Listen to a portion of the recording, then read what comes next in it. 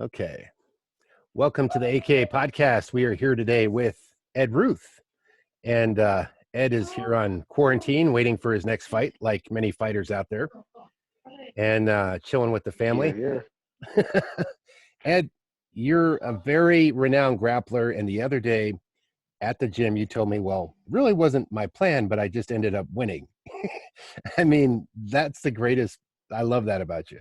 There's a lot of guys that will sit there and tell you, hey, man, I was dreaming about it. I wrote down my goals 10 times a day, this and that, this and that. You just kept showing up. Would that be the secret to your wrestling career in college? Yeah, I just kept showing up, going to practice, and I would they would always tell me that it's not about how much time you put into it. It's all about what you put into the time that you have while you're doing it. So I always try to make sure that every minute that I was in the room, I just made it count. And it was when I first got there, it was we were having a change of coaching staff because I first was recruited by the previous coaches. And then as soon as I got there, next thing I know, I have this whole new legendary Kel Sanderson coach. So I'm like, okay, so obviously they're up to end a year. It's going to be a whole new culture regime, and I'm having no idea what's going on here. So I was like, I just want to see how this plays out. So I got a chance to meet Kel. I wrestled around with him. Of course, he whooped me. It was just like fresh out of high school. So I'm like, I'm gonna come here. I'm gonna beat this guy. So I make my way over to Penn State, and it's like, I couldn't keep up with anything. I was late to everything. I was always coming late to like practices, or like early morning practices. I didn't want to wake up, or sometimes the social life was I was having a little too much fun. But that was all earlier in the what you call it, earlier in the school session. Yeah. They call them sessions. It was like earlier in the session. But after a while, it was just like once I got on the horse and started getting behind the grind and actually start going through a manageable routine, then I just started getting good out of nowhere. I was like, man, I'm doing really good. Maybe I should settle down a little bit. And then after a while, I just kind of like found my routine. And then I did really good at the nationals. So basically, would you attribute some of that to Kale? Like he pushed you without knowing that you were pushed? That like, did you realize after a fact, like, oh, wow, he made me better and I wasn't thinking about it? Or just by showing up to practice, everything that was put before you kept gaining, made the algorithm a little better? I mean, like it was everything. It was just a combination of it all. He was good. He was smart at working, just working on your psychology while you're in there. He would do a lot of little things to kind of throw you off your game just to see if you can make it through the practice. He was a really smart coach, and he did every time I was in there. He wasn't always trying to like push me. He would always. It was more like guidance more than pushing. They would be like, do this, do that, do this, do that. But then once you're done, get out of here. Stretch, get out of here. I always felt like they were very attentive to us when we were training. Were you surprised to have a coach at that level? I mean, you knew who he was when he showed up. You're like, oh, it's like you could be going to a junior college and the Dallas Cowboy football coach shows up and like, I'm here to coach. I'm like, oh, I thought it was me, Bob or Bill. Right. I had no idea when they first hired him, and I committed to Penn State, and they hired him. Like literally that year that I committed to Penn State, they hired him that year. So when I was committed to them, then they changed the coaching staff. So I'm like, who's Kel Sanderson? All I know is I have his shoes, and he might be a really good wrestler. So then I get there, and then I'm like, wow, this guy never lost a match in college. He's a 4-time. It was just like, wow. So I was like, wow, I really got a legend coaching us. So, that was interesting. It was cool. But, it was, it's weird to find that out when you finally get there, But I was always somebody, I always kept my head in the, how do you say? I just always kept my head head down. I never really paid attention to too much of that. I never wanted to be starstruck about anything. Well, that's I was just listening to a thing by a Navy SEAL, and to make it through Hell Week, which is a very hard training regime, much like going through wrestling practice, you have to make your world small, is what he said. Like not be caught up in the, celebrity and the status and, worrying about what all the other college guys are doing. Just stay focused on your own little world. And it kind of sounds like that's where it went to me, where you were Yeah, just that's right. how you got to do it. There's no way that you'll get better by looking at somebody else, because then you're comparing yourself, and then you think that everything, all your results have to be exactly like that person, and then that just completely that will throw you off, because you'll never succeed, you'll never actually accomplish, you know, what that Hmm. person has accomplished. It'll never look like that to you. It'll never feel like that to you, because you're from the outside looking in. That's just setting yourself up for failure. And I Were don't you believe in having that expectation out there. were you considering the Olympics at any time? I tried my first 2 years out of college. I made the world team. So I was like, maybe I could make the Olympic team if I just continue on for a little while longer. But but freestyle got a little bit harder, and I guess I was easier to figure out, because I was one of those guys. I didn't just go out there and wrestle. I would always shoot, and Mhm. obviously in freestyle, that's not a good thing to do. Shooting actually creates a lot more opportunities for your opponents to expose your back and all that. And I kept doing that all the time. That's Yeah. just how wrestling goes. If they have a good sprawl and they can roll around, get to your back real quick. I mean, yeah, that's they start seeing that shoot and they start Yeah, anticipating it, right? I mean, talk about somebody who was a wrestler like Chuck. We were pretty talking much. about. How about Chuck? I mean, Chuck Liddell, he was a wrestler. He didn't use his wrestling that much, but he used his sprawling. He used his sprawling his whole career. I mean, until people kind of figured that out a bit too, right? You know, I mean, Pretty much. you Yep. never saw him caught up too much unless it was like the early days, Jeremy Horn, submitting him or something, like some guy that brought some advanced jujitsu and you'd done basic college wrestling. You're like, what are we doing here? You know what I mean? Oh yeah, man, that stuff trips you up. Right. Well, you've had your experience against jujitsu guys. You've done well in jujitsu, even without putting in probably the 10 or 20 years, some of the guys you go up against, just jumping in as a great wrestler, figuring it out as you go. And then you get into it more. Am I right from what I watched you on the outside? I mean, like, the wrestling definitely helps grease the tracks. You just kind of there's a lot of situations that if a normal person was in as a wrestler, you could just kind of freak strength your way out of it. Yeah. Now you get the power and the athleticism and the endurance, which if you're not a grappler, you go to ground with a jujitsu guy, he'll have you huffing and puffing in no time because you don't know how to breathe and you don't know how to, disperse your energy. You could be done, burned out in the first minute, like just struggling around like a worm, right? So Pretty much. now Yeah, what got that's why they call it the gentle art. now what got you with like how long did it take to start catching up with the crazy submissions you started seeing coming out of nowhere that wasn't in your wrestling class? You know what I mean? That when you started fighting jujitsu guys, you're like, oh, what's that? What's that? How long did it start take, to realize there's not just 5 moves, there's 20 or 30 moves, huh? I mean, when I mean, like, you find that out as soon as you start. yeah, As soon as I put on that white belt, and then somebody has their ankle around your neck, and then your lapel over your shoulder, and you're choking. You're like, what the hell? What right. happened? Are we wrestling? He's just choking me. How's he choking me? Where's his foot coming from? Why is his big toe in my mouth? It's like tearing up later on, and then when you're like purple, brown, black belt. That's when everything starts to feel like, okay, I see it all now. Now I can defend it. Maybe somebody has something perfected to a degree that is like really good. It's hard to stop it, but you'll still see it. But Yeah. when you're white belt, you don't see none of that. You see none of that shit coming. It's like, especially once they start throwing leg locks or heel hooks, or like when they do leg triangles and heel hooks, that used to get me all the time, because I always want as a wrestler, I always want to have my chest down, putting top pressure on the guy, and they just throw their legs up, and all of a sudden I'm in the triangle, and then we're fighting that for 5 minutes. Or when they go down to my legs, and they're just all of a sudden, because I remember I used to do jujitsu with this one purple belt, and he was a real small guy. But as soon as he got around my legs, I swear some of his limbs would disappear. He would do stuff so fast, and Mhm. then I know hook.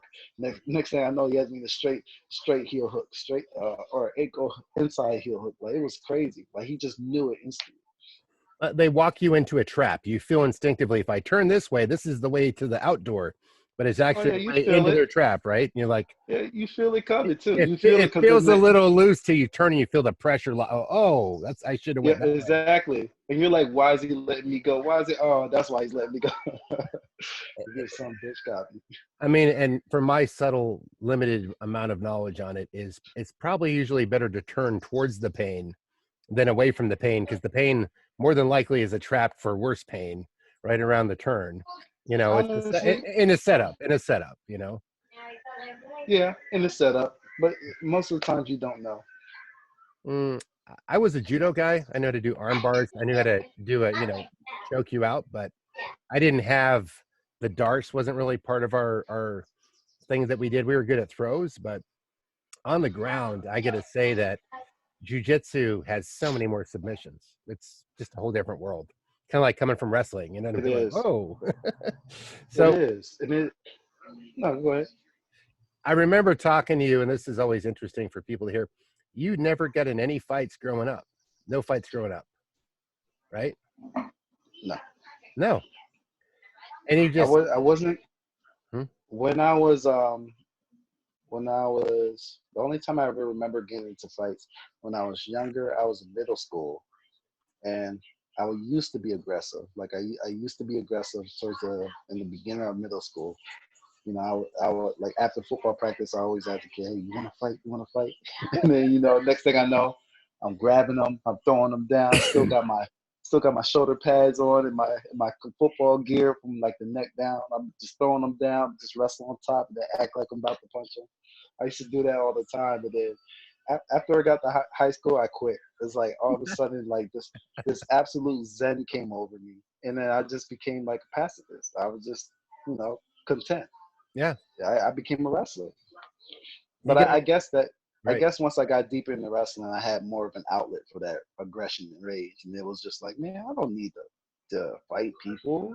I could just wrestle now. I could just grab them and do stuff to them. That's an interesting transition to become a professional fighter, where somebody, I mean, you don't usually come from a wrestler. I can see it. You don't see a lot of Taekwondo point fighters become a fighter because there was really no hard impact. Like at least with wrestling, your full physicality is involved, as opposed to a kick and a half punch that's scored by points.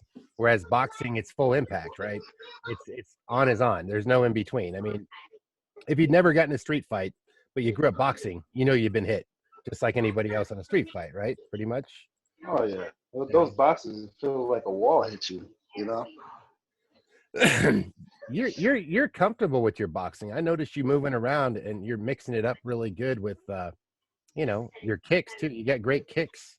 And you just jumped in. I see people make that transition. I'm like, doesn't it take 10 years to be able to do that stuff? But your athleticism seems to compensate, and you're moving like you've been a martial arts guy your whole life.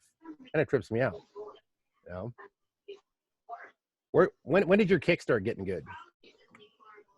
But It's okay. We kind of froze a little bit. you No still worries. still there? Yeah, I'm Cutting here. out. All We're good. It's normal. right. I mean, like I watched a lot of kung fu films when I was a little kid too. So you know, I guess I always be in the backyard just throwing up kicks in the air. But overall, I really I like this stuff. I love it. Just kind of learning a new discipline, learning how to kick properly, learning how to punch properly, actually having power behind it. Yeah. And one of the things that that really helped carry me through wrestling was the fact that I was a technique hound. Like I really loved the technique, like really breaking things down and getting down and like being able to explain it and repackage it and then tell and coach other kids and coach other people and tell them how to do it too.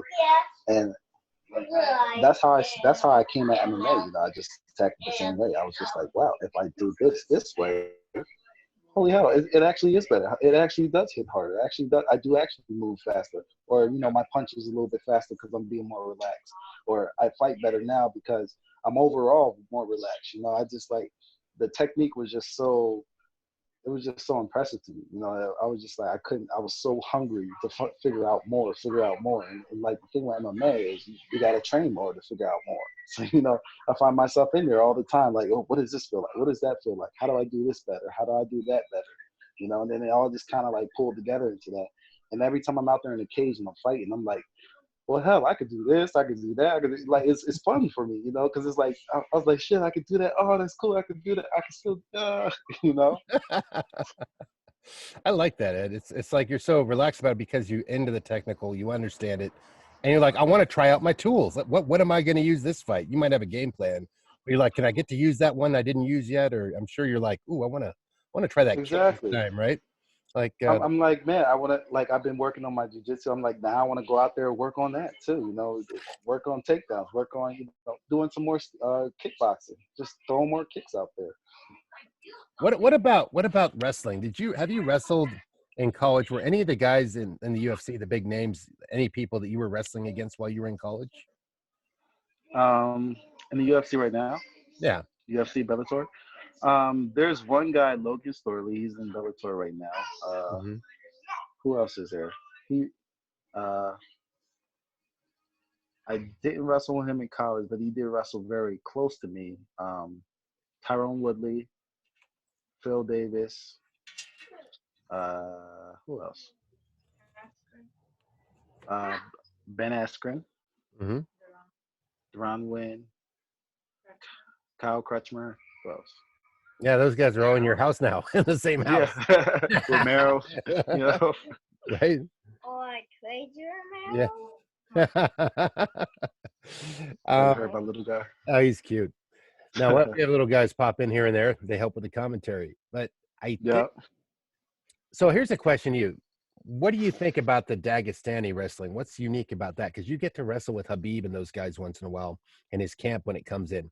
What's different about their style compared to the style that you see in the States from your perspective?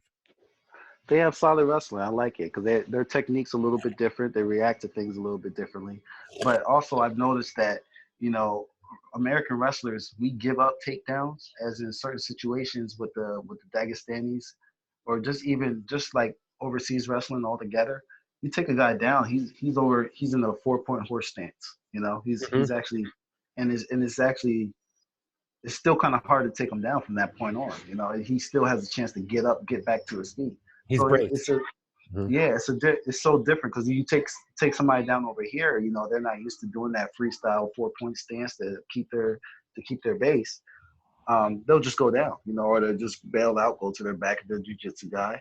But those guys, you know, they stay up. They make you literally wrestle them all the way down to the mat, you know, and then you gotta hold them down. Like when I wrestle them, I feel like I'm using every part of my body. Like sometimes I can slack off. I can use just my hands, use just my knees, you know, just kind of let my technique slide a little bit. But with those guys, like I feel like I'm wrestling with my elbows and my knees. You know, Wow. kind of, you know, I'm holding them. I'm using everything. You know. Yeah, it's like I got great biceps, but this is a full body power lift. Wait a second, got to get my lower back, my calves into it, my hips. Yeah, because Yeah, most people even tell you they get more sore or they get more tired doing wrestling than they do anything else. Like you can have a football player who come in to bench lift, 400 pounds, but then as soon as he does a wrestling workout, he's exhausted. he just use his weight against him for the first minute or so, and his heart rate will go up, and lactic acid will kick, and then he's just and you're like, okay, you're going over here now. Yeah, Yep, exactly. Those muscles just burn you out quicker. Exactly. And with yeah. those guys, those Dagestani wrestlers, is like the same thing. You know, you get tired, but a different type of tired. It's a different type of wrestler, different type of pressure. So when people make the statement, because you're the best expert to ask on this, I've seen, I know this is the Ed Ruth podcast, everybody, but Ed Ruth is an expert because he's a top level wrestler. If you look at Gaethje's claim that Khabib has never faced a D1 or folk style or whatever, wouldn't you think that based at AKA with all the variety that you and your other teammates present, that he's pretty much seen everything under the sun plus what he has back home? Would you think so? As far I as think he definitely has. right? He definitely have, and I definitely feel like he's prepared for a D1 wrestler. Yeah.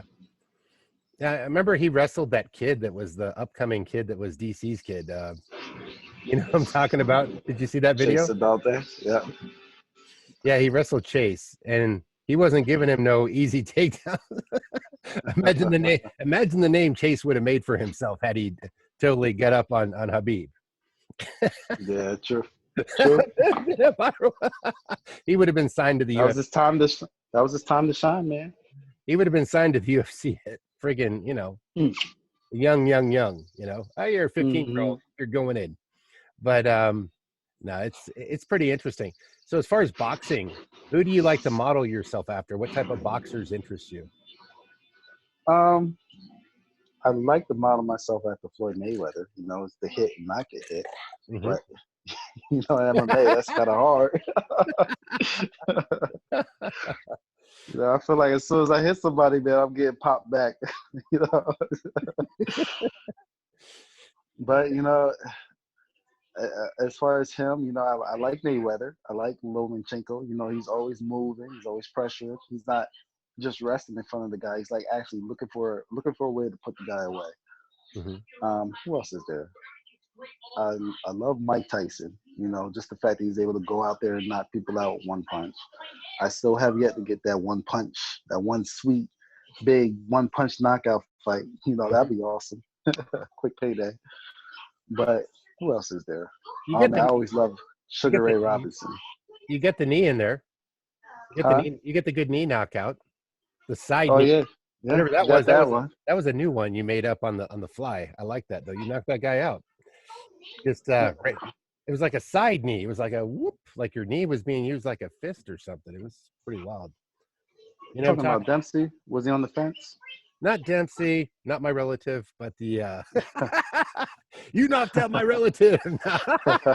No, no relation whatsoever. But it was the Asian Kichi? guy, Kichi. Kichi, yeah. Kichi, okay, okay. Yeah, that was Yeah. supposed to be a head kick, but then he caught my knee coming in. Yeah. So you get him with half a kick. Yeah, He, pretty much. he couldn't handle the full kick. Not on that one. Well, I was like, I never see you practicing a lot of knees. I ain't giving up your game plan here, but I never see you like, going to Muay Thai class. Maybe you do. I don't see it, but there's so many people to follow at the gym.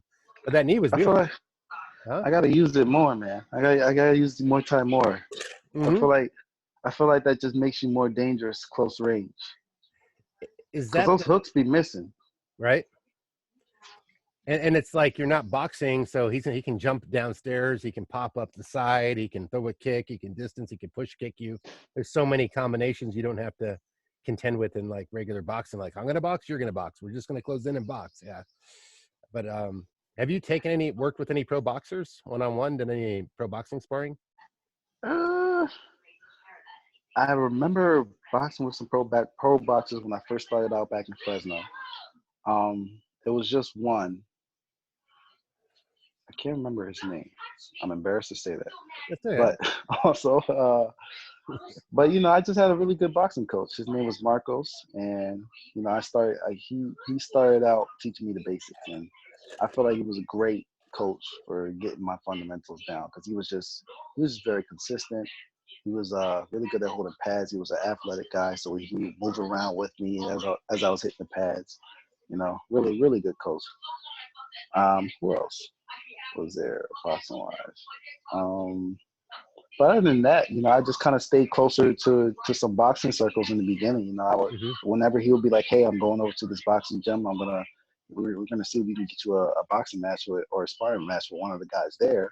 And they'll find me somebody my size or just a little bit bigger, then I go box with them. Or we would even go like an hour out of the city to go find another gym, and then I go spar or box somebody out there. Hmm. So yeah, I was just doing that for a good while, and then I just loved it. It was fun. Just picking up how to do the speed bag, doing the double end bag, hitting the heavy bag. Just kind of learning timing and rhythm and all that. I enjoyed it. You do seem to love it. I watch you, I film you. I'm like, oh, look at this guy. He is having a good time. Another guy, another guy's in there. Maybe he had a hard day driving Uber all day, and he's popping in there. And I saw you helping out one of the AKA guys, and he needed a guy that could, because his biggest weakness, I ain't saying his name or nothing, but he needed some help with sprawling, and who better than Ed Ruth, that's gonna take them legs down, the tree chopper. Oh yeah, my arms are long enough. Right. They're hard to sprawl on. Oh, he seemed to appreciate it. I mean, I think that's an advantage that even if you're just coming up, there's people at AKA, someone like you, where they can go, oh man, I can go over here, or I can go grapple with this guy. Like Bam Bam was getting shown what grappling's all about by Kane. You know what I mean? I have video on that. I'm like, hey, tone that down a little bit. I can put that video out there. Kane still got it. I'll just say that much. And they don't have that wrestling in Australia.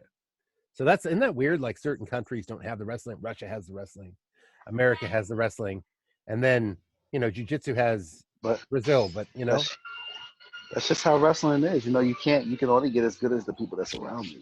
right. Because you physically need another person to help you. That you physically need another body just to help you get through your technique. So what is it that you like about AKA? What drew you to that gym? I know there's a lot of gyms, and I know I hear it pretty standard. I wonder if your reflection is the same as most of the guys I hear, but what is it you like about that gym? I just like it because there's a lot of wrestlers here, and it makes it a lot easier for my transition to see a lot of other wrestlers transitioning over into MMA, and just seeing where they're getting hung up at, where I can get better at, where I can improve, or just to see how my wrestling affects my style as far as like striking wise go, and just to see where it works and where it doesn't work, and that's what really drew me here, because I went to other gyms, and I went, and a lot of other gyms, they probably won't prioritize the wrestling as much as they do here. Here I feel like I can prioritize on wrestling, still wrestle, still get like a good wrestling workout, and they can still, and they tie it so well into MMA, Yeah. Interesting that was founded by a kickboxer. Well, the battle plan, they one of the generals, I know there's Javier, there's Bob Cook, there's a few of the guys that, were there in the beginning, but they came up with the formula, how UFC, I mean, he started with Frank Shamrock way in the beginning. And I remember watching the first UFCs. How old were you when you watched your first UFC? Do you remember? Did you see number one or? Oh man, I don't remember, but I did see the first one. I saw when Royce Gracie was fighting. You know, back when like Royce Gracie, that one guy with one boxing glove and Art one guy Jimerson wearing was like shoes. in a punch wrestle. Yeah. Yeah, it was weird. He would wear one boxing glove too, and he got taken down. But yeah, I've seen it. I want to say, because I remember watching it back home. It had to be at least 10, maybe, wow, 15 years ago. It was a while ago, man. Right. I was like, what is this crazy sport? What are these people doing? I'm like, but the thing that really blew my mind was when Royce Gracie came out and laid on that sumo wrestler and the guy tapped. He didn't do anything. He just got him tired. And the guy was like, I've never felt this before, And then he tapped. He said, whatever he's doing, I don't like it. Remember though, when I knew some of those moves from judo, they were similar. He wasn't getting that advanced. An arm bar, that was judo. It's synonymous with jujitsu. His choke, Mhm. using the gi and stuff. There's some judo to that, but probably at the higher levels, but not the entry He level. just he just literally just passed the guy's guard and laid on top of him and He's like, smothered his breathing. he snuck in there, get in there. He's like, okay, now, and then and be funny. The announcers back then, like, okay, here it comes. The arm's coming. It was coming in slow motion. It's not like today when people are snapping you up. It was like, and here comes the arm. The arm is coming. Death is near. Yeah, they would work on that for like 10 minutes, man. Like Like, 10 minutes. he's done. The fight is over. He's done. He's moving in with the Yeah, and arm. he still had a 50-50 chance of getting it too. Like even the guy on bottom knew what was happening. But now it's like as soon People as don't it know how to happens, answer the phone. are They don't know how to answer the phone in hand fight, right? They don't know that part. no, Back then no. they didn't. They're That like, was all new. That was all new. right? And That's they, it. That's what sucks about MMA now. It's like if you get into it a little bit too late, or if you think you're just gonna start boxing out of nowhere, and you're like 25 years old, it's almost impossible now because guys are literally specializing in MMA. They're doing sports. They're doing jiu-jitsu at a young age. They're doing wrestling. They're doing the boxing. They're actually doing multiple sports now. And now when you go out there, you're fighting a guy who has 5 years boxing, 5 years jiu-jitsu, 5 years something else. Now it's actually something. There's some chips in the line for this sport now. that's the really wild thing. It's like I did an interview with the president of One Fight Championship of Italy, and he's like, yeah, our guys here, we got some kickboxers, but there's no wrestling curriculum in Italian high school, so they don't like come out like you might have started when you're 6 or 10 or 8 years old in American high school, right? So Hmm. he's like, hey, we have so much catching up to do. This guy's got 8-10 years on us, you know what I mean? And Uh, that's why you haven't seen a lot of Italian superstars that have transitioned over. So that's one thing that's kept the sport the way it is, right? where soccer, everybody can grab a ball and kick it, no matter what part of the world you're in, Brazil, Argentina, Germany, Switzerland, America. But the American kids were too busy doing football and doing wrestling, our American sports pretty much. Yeah, I wasn't mean, too interested in football. I don't know. Have you had, I would guess you would be a prime candidate for colleges calling you up. Like, can you be the coach here? I could see that happening one day with your, I could see that. Oh man, I'm not sure if I want that responsibility. Right. Coaching other, because in college it's like you're getting kids that have never been away from their parents before, Right. and that always worries me. I'm like, I could be a good coach. I probably, because I've done camps. I've done a lot of camps with kids, and I've enjoyed them. But I was like, oh man, that step up from when they are your responsibility, like they don't go home to nobody no more. It's up to you to make sure that they are obeying the rules, they're getting their schoolwork done, they're being a part of the team, they're growing into a functional member of society. I'm like, yeah, You got to be like give me a little while before I do that. that's like too much of a father figure. You're raising your own first young son, right? So you're like, okay, wait till he's about 12. Wait, when he's at 12 and I've mastered this 12-year-oldness, and then I'll think. Yeah, I was like, let me see him at 12. I'll take that job. We don't know now. We're in the formative stages. Right now, no, but seriously, I'm impressed with him right now. So maybe I might, maybe I might. That's an interesting gig. I mean, that's where that was the only other place to go for a wrestler after school back in the day, before the UFC, before Bellator, before all these fight leagues came out, right? You can only become a coach or an Olympian, and hopefully Wheaties paid your mortgage for 30 years. Yeah, hopefully. Hopefully. It's interesting. You've been teaching a lot. You've got your own seminar series that you teach online, right? You work with you have your own BJJ Fanatics. BJJ Fanatics. Now, what do you teach? What kind of stuff can people learn from that? I teach a lot of shot and counter shots. I teach some things on top, some bottom escapes from bottom, some moves on top, some pinning combinations. And we just go into a lot of depth. We kind of break everything down, and I teach it step by step, just to try and make sure that they're getting like a real full on understanding. And when I try and teach it to them too, I try to make sure that they're like, okay, this is actually something I would use in a real life situation. Mm-hmm. This is just some BS, Yeah. So I strongly suggest that people check that stuff out. So that would be good for people that either transition in MMA, they could up their game, or if they're wrestlers in high school or college or elementary school, these are good formative moves that can add to somebody's, artillery, to their weaponry, right? Yeah. And I try to add a lot of transitional moves, a lot of moves that kind of transfer over well from wrestling over into jiu-jitsu. So, just some things will help with jiu-jitsu takedowns and with wrestling takedowns. Now, BJJ Fanatics, mainly jiu-jitsu, so you're taking your wrestling power and the exotic art of wrestling, mixing it in with jiu-jitsu, giving it your own special twist. And you've done good in jiu-jitsu, so I could see why people would want this. So does it help for wrestlers? That little handsome guy there. Hi, buddy. Yeah, my light-skinned twin. we're probably looking at a future champion here. That's a little champion. Oh yeah. Right. No legend right here, man. That's right. He loves Rice Krispie treats. Yeah. Well, that's the nutritional regiment that most of you guys at AKA are on, Rice Krispie treats, right? With this economy, man. Right. Sponsored by Rice Krispie treats.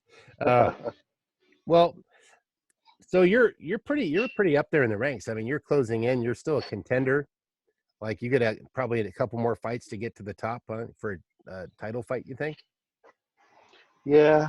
I've had some earlier opportunities as well. But you're trying to put in the work. You're trying to put in the work. Yeah, just putting in the work, man. And my career's still young. I'm still young. So I know definitely there's so many more opportunities left to get that belt. I mean, you guys at AKA take your time a little better. You're not pulling the who's that wrestler? That pro wrestler that jumped in there, I can't think of his name.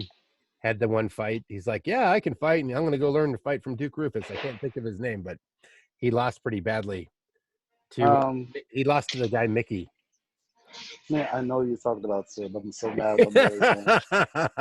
It's If like Ed something. Is it Ed? Oh man. I gotta Google that. Yeah, Sorry you gotta guys. Google that one. You I'm guys kind of are mad I don't probably even remember. you're probably screaming at the podcast, going, "I know the answer." I know the answer to this one. Come on, how are you guys gonna talk about MMA and not know this guy's name? Right? You think you know? Well, I don't know pro wrestling that well. Crossing over, what wrestlers? My gosh, Dave Batista. No, that wasn't him. He did okay in his fight. Bam Bam Bigelow did okay in the olden days. Pro wrestlers were there's a few pro wrestlers that were, well, Lashley, you get Lashley in there. He's a serious wrestler, huh? And a pro wrestler. Yeah, he is. Right. Well, you guys are going to have to figure it out, but he did get smoked in the first 35 seconds, and he's still on the roster. Man, you make me want to look it up now. Hold on. So I gotta see.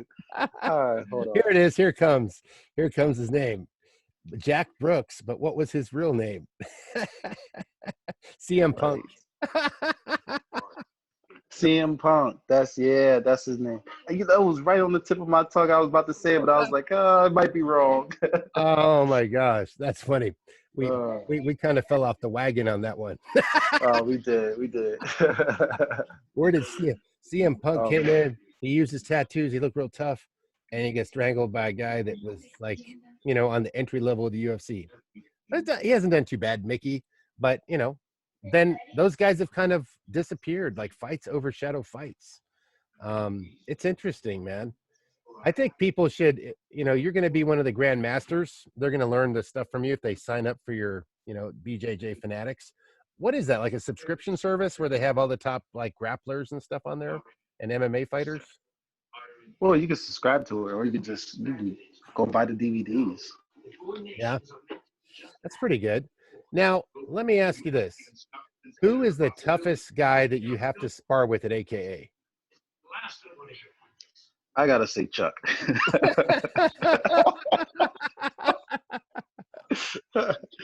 He's abnormally tall, athletic. So I gotta say Chuck, man. You're different weight classes too, though, right? You're different weight classes. You and Chuck. We are, but I always have to go up. I always have to fight guys that are a little bit heavier than me, or wrestle with guys that are a little bit heavier than me. Just because I like to test myself, and I always have the power for it. So I'm not shy in the area there. And sometimes I like to see if the technique actually works. If it works on somebody who's like damn near probably a third bigger than you are, then if the technique works, it works. It'll work on somebody your size. Chuck gives you no room. He just comes at you, huh? We thought He's just so long. That's like fighting a daddy long legs. He's got like a foot on you and reach. Like, fighting with a 15-inch reach advantage. It's Chuck. No, I'm kidding. But I thought he was going to be the new Idris Elba. Like he was getting hooked up with the movie business or something. He was down there trying out for some stuff. Did you know about that? No, I had no idea. See? They were probably calling for you, but then he took the call and then you missed out. Well, no, it's like hook me up, man. Try to get up on that stuff, man. Are you guys being updated by Bellator or anything? I know it's like who knows anything right now, right? They trying to tell you like we're trying, or I'm not trying to put them on blast. They said July. Yeah, July. All I heard was that they might be showing some love in July, but up until then, I guess we're just gonna wait and see how this whole quarantine thing just turning out. See if the government wants to keep pushing this agenda. Well, what have you been doing? Nudge, nudge. Yeah, right? You're feeling it's a conspiracy already, right? It doesn't make any sense. I was going to do pandemic. Pandemic. I was doing a conspiracy talk with Javi. He's like, we got to do a conspiracy talk. I go, okay. Diversify from our serious dry. Yes, Khabib is very good at punching. You know, it's like diversify from that, right? But doesn't this whole pandemic feel in our current situation where you live, where I'm healthy, you're healthy, but we're not talking about the other people that aren't, right? You know, so just the way it's been handled, and then you look at the percentages and you're like, is this real or is this BS? And I'm sure someone watching this probably goes, no, no, it's real. It took my family member. But then there's the pandemic side of it, right? Like, was this heart attack labeled as a coronavirus, or was this, you know what I mean? Was this And blood that's what people clot, don't want to talk about. That's right? what people don't want to talk about. they, hey, they don't want to talk about any of the pre-existing conditions. They just keep saying that it's old people dying from the virus. But I mean, like, who has the most diseases? Right, Ain't the young people, you know. right. I don't know. I mean, have you had any friends or family run into this, or anybody get afflicted by this? Knock on wood, no, not yet. Me either. No. But it always sucks to be the guy to be like, oh, it don't exist, it don't exist. You know? And then next thing you know, you got pneumonia. Well, I mean, come on. They did test Jacare with it. He's a physical specimen. That's crazy because he probably showed no symptoms. He was asymptomatic. Like, he probably looked normal. They go, oh, you got the cooties, and there it was. Yeah, But see, if I had to get COVID, I would rather have it be like that. right, No symptoms. I'll take that. I'll take that one too. You know, Yeah, I but definitely take that one. well, Ed, man, it's been great rapping with you. We'll have to get back on the conspiracy, where people can look you up. We're gonna get more people on your Instagram because you're one of the top fighters, but you're always chilling. You're quarantining yourself from the public. More or less. More or less, you're like, I'm not about that. Just watch me perform.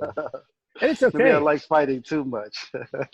Hey, That- isn't that true though? I mean, listen, I used to work with Jake Shields. He didn't want to do interviews for nothing.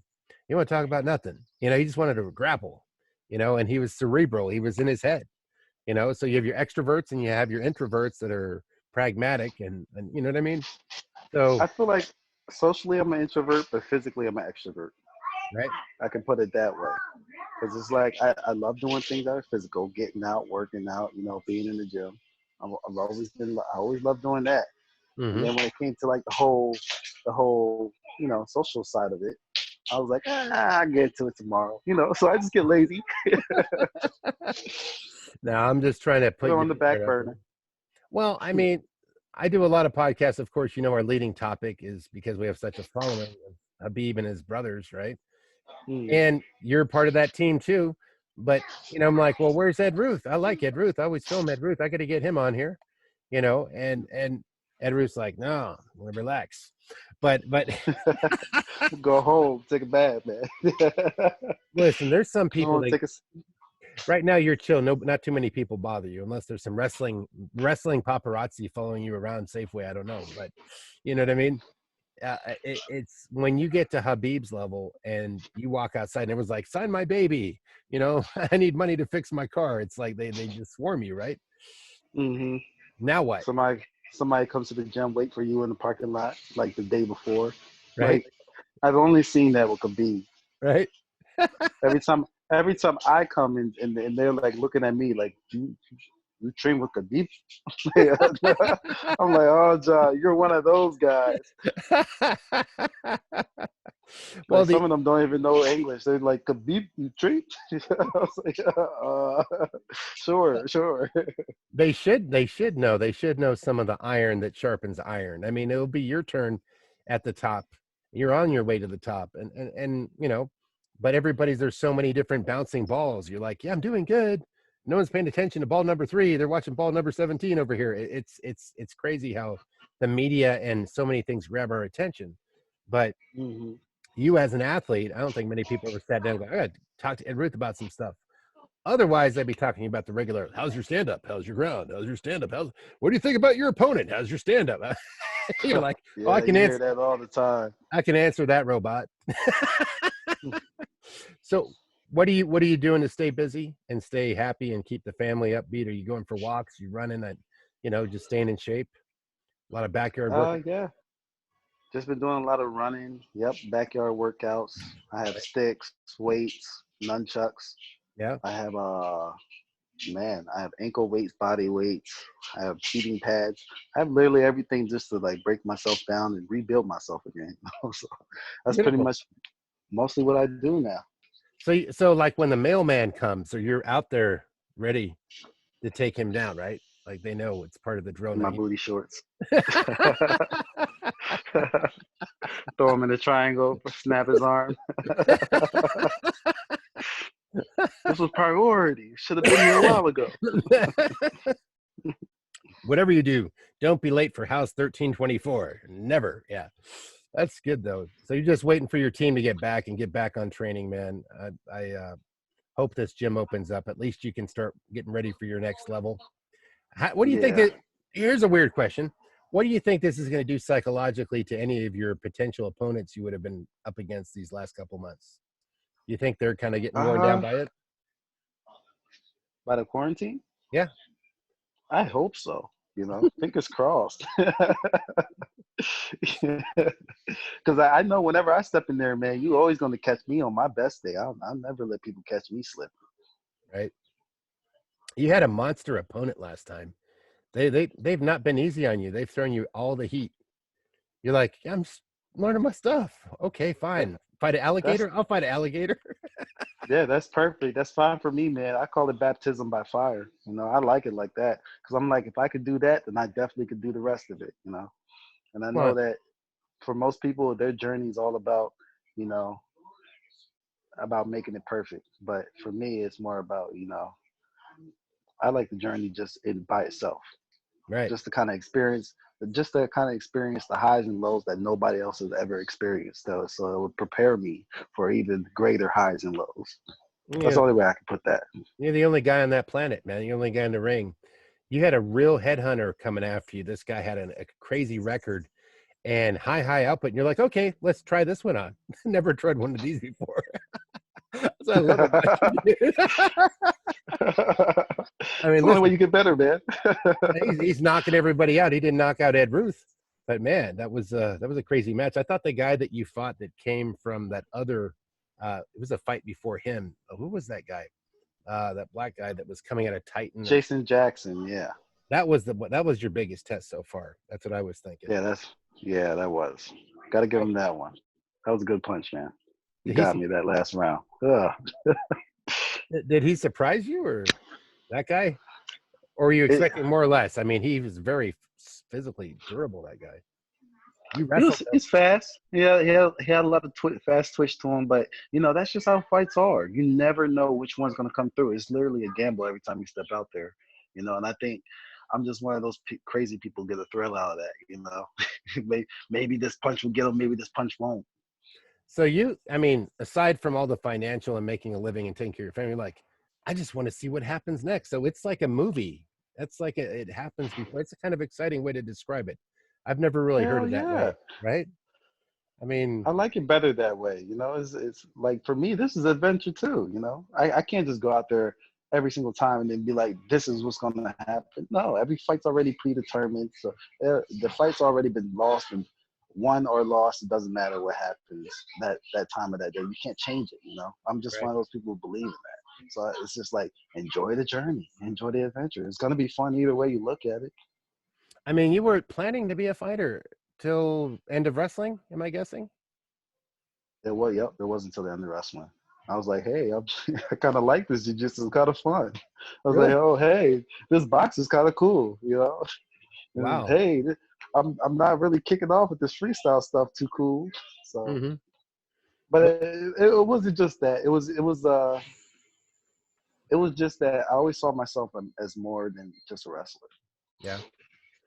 So you're like, if you hadn't have done this, what have you been like? Joined the Navy, been a police officer, or been a real estate agent or something? What do you think? I have no idea. I probably would have been. Wow. I don't know. There were so many options, man. Because I used to love drawing. I used to love art. I could have been some type of artist. I could have been selling furniture. I could have been a wrestling coach. Yeah. Those would have. I'm like, man, I'm glad I chose fighting. Well, that's your initial thing. It's It's interesting. Like my friend said the other day, the artist girl that visited, she's like, "Yeah, you do art, martial art." Yeah, basically that's what it is. It's an art, and that's what all other arts you got to study. Yeah, it's a beautiful thing. So let's hope that you get back to the gym, brother. I thank you for taking the time. I know that you're not the guy that's like, let me on the podcast, but I'm glad I got you because people get to hear from one of the premier grapplers at AKA. You kind of round that team out. You give another high level. They used to just say Kane, Kane, Kane, but we needed someone at another weight level, and then they get you and they get Crutchmer and it's like Drawn. It's like all of a sudden you're like, wow, we get 5 Navy SEALs in here. You know what I mean? Not just one. So it's been kind of Yeah, like, now we got a whole team. right? Yeah. So is this for you, knowing that you had the top of this one and the top of that one? I know I keep signing off, but this question keeps coming up. Like you look and you go, oh, cool, I can try it out on this one, this one, and this one. So do you learn faster when you can try against the highest level people in your own gym? Does that really help you jump? Yeah, it helps you learn a lot faster because you won't get the reactions from. Because sometimes if you're just fighting like a whatever guy or your partner's just like doing whatever, he's not really focused that day, he can give you the wrong reaction. What if you go out into a fight and you're expecting that reaction? Next thing you know, you're getting cracked in the face. Right. So it's like it's always better to have those guys who are in there that's going to push you and that's actually going to expose all the weaknesses in your style. Only good guys can do that. You're always being pushed for the worst situation, never like hypotheoretically. that ain't good. Yeah. That's awesome. And as for Coach Hav, what have you learned by working with Coach Javier? What have you gotten about having such an interesting coach with such a background of all these fighters under him? He just knows how to break it down. He knows how to say the right things to get you doing the things that he needs you to do. Like he's like, you got to extend your shoulder. You're throwing. You got a little pop. You got a little pop to it, but you need more power behind it.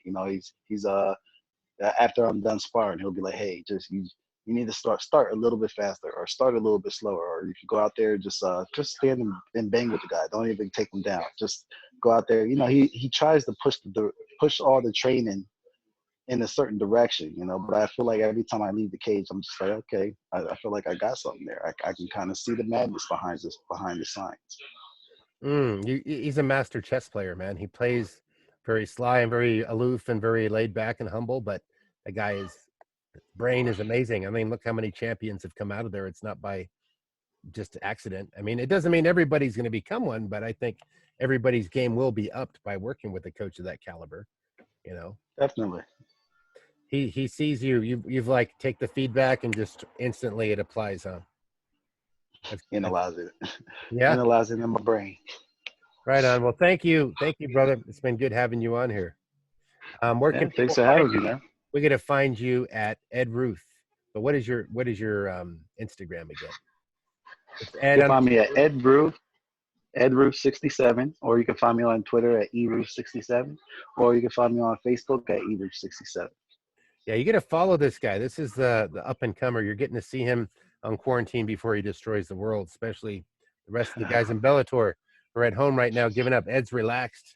He's like a panther. He's in the weight. He's going to launch. He's going to attack everybody, and then it's on. So I hope the best for you soon, buddy. The chocolate tsunami.